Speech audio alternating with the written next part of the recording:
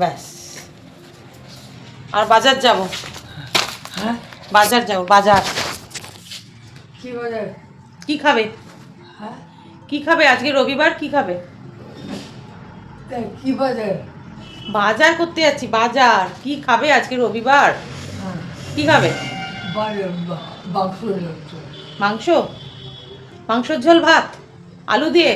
হ্যাঁ ঠিক আছে, মাংস ভাত।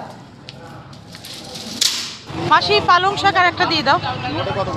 শীতকাল পড়া মানেই আমার শ্বশুরবাড়িতে চচ্চড়ির ধুম বাড়ে।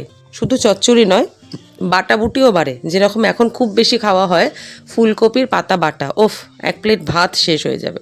তো যাই হোক, অনেকদিন ধরে আমার শাশুড়ি মা বলছিল পালং শাক খাবে আলু বড়ি বেগুন দিয়ে।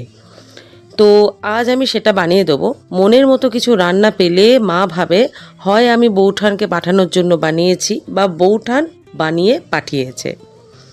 বৌঠান হলো মায়ের বড় বৌমা আর আমি হলাম ছোট বৌমা।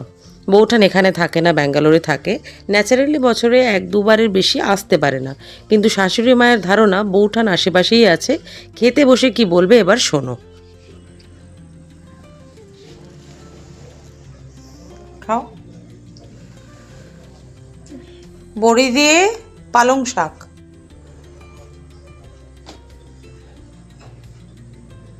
আমি বললাম যে এই এই টুম্পা এসছে বলবে। টুম্পা?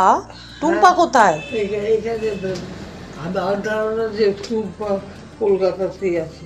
আচ্ছা, রাস্তার দূরত্ব যতই হোক না কেন, শাশুড়ি আর বড় বৌমার মনের দূরত্ব একেবারেই নেই।